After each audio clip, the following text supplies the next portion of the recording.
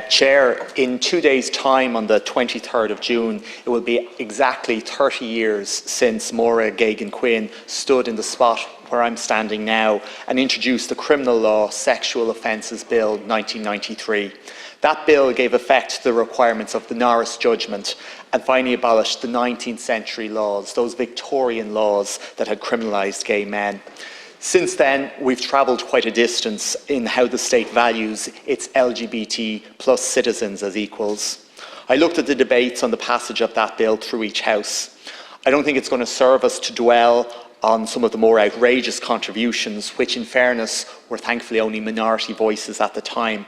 However, it is worth remembering the words spoken by the then Minister during her speech that day. And she said, "The process of change is not easy, and understandably, many people worry that traditional values which they hold so dear, and many of which are fundamentally sound, are under siege from emerging modern realities. But of course, it is not a matter of laying siege to all the old certainties, nor is it a matter of jettisoning sound values simply to run with the current tide of demand, which may or may not be a majority demand. It is rather a matter of looking closely at values and asking ourselves whether it is necessary or right that they be propped up for the comfort of the majority by applying discriminatory and unnecessary laws to a minority, any minority." 30 years later, I stand here as a person whose pathway in life was made immeasurably better by that particular piece of legislation compared to those who went before me, many of whom felt forced to leave this country. And as I reflect on those words spoken by the then Minister, I'm struck by how 30 years later, we are in many ways still involved in that process of change, and how still we face misunderstanding, fear, unfounded resistance when we seek to improve our equality laws in a way that simply makes life fairer for LGBTI plus people. If we think back more than 30 years ago, so much of the homophobia that was endemic was focused on shame, and in particular, the shaming of LGBTI plus people for being who they are and for loving who they loved. The violence that we see today against members of the LGBTI plus community and the attacks online are a continuation of that. It is a threat against somebody for being who they are. It's an attempt to suppress an individual's identity, be it through fear or be it through shame. This morning, I updated Cabinet on proposals to ban conversion practices and my intention to bring forward legislation in the coming weeks with a view to passing legislation early in 2024. Conversion practices are fundamentally another facet of that attempt to silence, to shame. They are a continuation of the attacks LGBTI plus people have been experiencing on our streets and the abuse that they face online. And conversion practices are cruel processes rooted in shame, rooted in stigma, which seek to change, suppress, or eliminate a person's gender identity or their sexual orientation, the impact of which can have long-lasting harmful consequences on a person, especially those who are subject to such dangerous practices at a young age. This is why the programme for government committed to a ban on conversion practices, and it is why legislating to prohibit conversion practices is not only a continuation of the state's assertion of the equal dignity of LGBTI plus persons, but is also a measure to protect LGBTI plus citizens from the real harm that these practices have. In line with our commitments and with the clear evidence, the legislation will ban conversion practices, whether it be for sexual orientation or gender identity. It will be implemented through the introduction of new criminal law offences relating to conversion practices, alongside a ban on the advertising of conversion practices. I know that there will be attempts to drum up fear about this legislation, and so I want to say clearly and unambiguously, this legislation will not ban conversations between parents and children about sexual orientation or gender identity. Those can be difficult conversations, difficult for both parents and children, and they'll often involve questions on both sides. And equally, this legislation will also ensure that medical and social care professionals who provide support to individuals questioning their sexual orientation, questioning their gender identity, that those engagements, those conversations aren't captured as undertaking prohibited conversion practices. What this legislation will ban are those practices described by the UN Independent Expert on Sexual and Gender Identity in calling for a global ban as inherently discriminatory, cruel, inhuman and degrading. Practices to seek to suppress, to eliminate, to deny an individual's gender identity or sexual orientation. And this ban will send a clear message that the era of shame and stigma about sexuality and gender, the era of being forced to hide who you are and who you love, that era must be behind us. Medical institutions have been clear about the harm done by conversion practices. The Irish Association for Counselling and Psychotherapy has said that conversion practices have been widely rejected by mainstream medical and mental health organisations, are unethical and pose significant dangers. A memorandum of understanding signed by more than 25 institutions and organisations in the UK, including NHS Scotland, NHS England, the Royal College of General Practitioners and the Royal College of Psychiatrists, stated that conversion therapy in relation to gender identity and sexual orientation is unethical, profoundly harmful and not supported by evidence.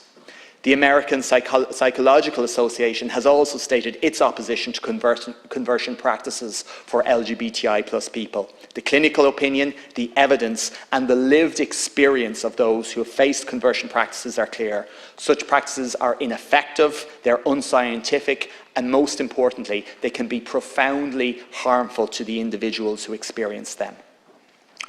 Despite the advances we've seen in our country in recent years, we know that LGBTI+ people still face threats of violence based on who they are. Statistics published by An Garda Síochána show there were 582 hate crimes and hate-related incidents recorded in 2022, and recent attacks on members of the LGBTI+ community have left many members feeling unsafe. That is why the government has committed to bringing forward legislative proposals to ensure that incitement to hatred and hate crimes against LGBTI+ people and indeed against other vulnerable groups are adequately addressed in our laws. The Green Party made it a priority that this be included in the programme for government. My colleague, Minister McEntee, is currently bringing the Criminal Justice Incitement to Violence or Hatred and Hate Offences Bill through the Seanad. As deputies will be aware, the bill creates new aggravated forms of certain existing criminal offences, hate crimes, where these offences are motivated by hatred of a protected characteristic. The bill is a hugely important piece of legislation that will better support Gardaí in prosecuting and securing convictions for hate crimes and hate speech.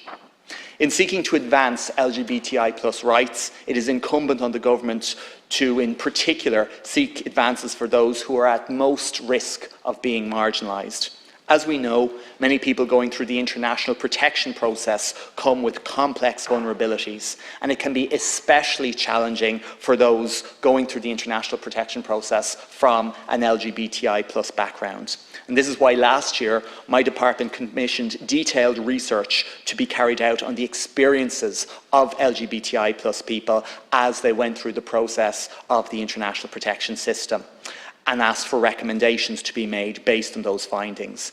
I'm pleased that myself and Minister Joe O'Brien will be launching this research shortly, and we'll be indicating how we seek to implement many of its key recommendations. As deputies know, a review of the Equality Acts is currently underway, and it will examine the operation of the Acts from the perspective of a person taking a claim under their redress mechanisms. It will examine the degree to which those experiencing discrimination are aware of the legislation and whether there are practical or other obstacles which preclude or deter them from taking action.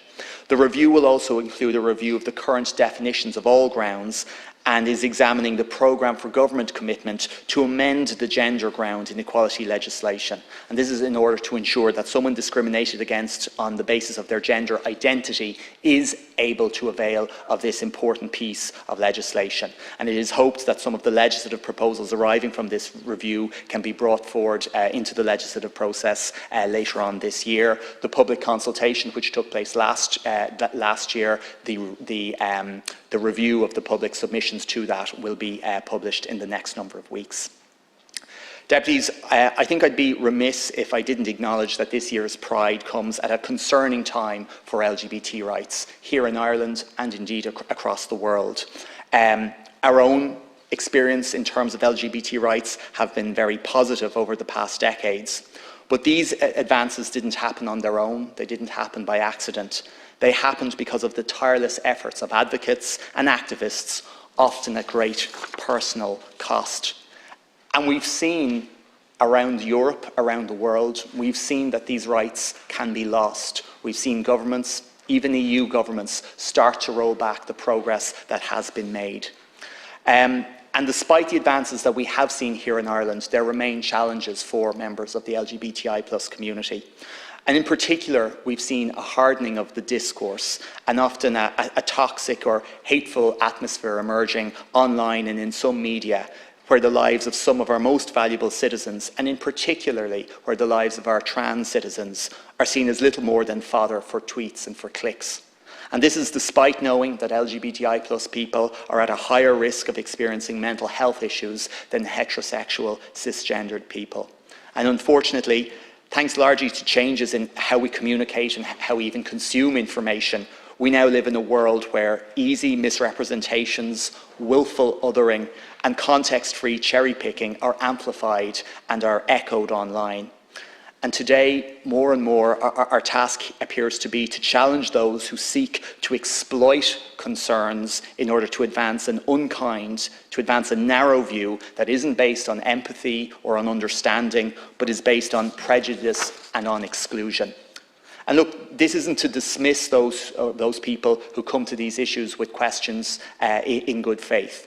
We, of course, as elected representatives, we have a responsibility to engage with all people and to explain factually and clearly what our policies are, why we pursue them, and on what evidence they are based. That's the business of deliberative democracy, and long may we treasure that.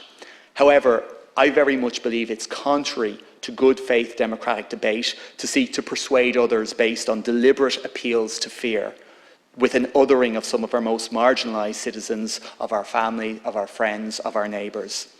Almost a decade ago, we voted for marriage equality and passed the Gender Recognition Act, and the sky has never fallen in. The only change that resulted from that has been allowing people to participate in the fullness of our society.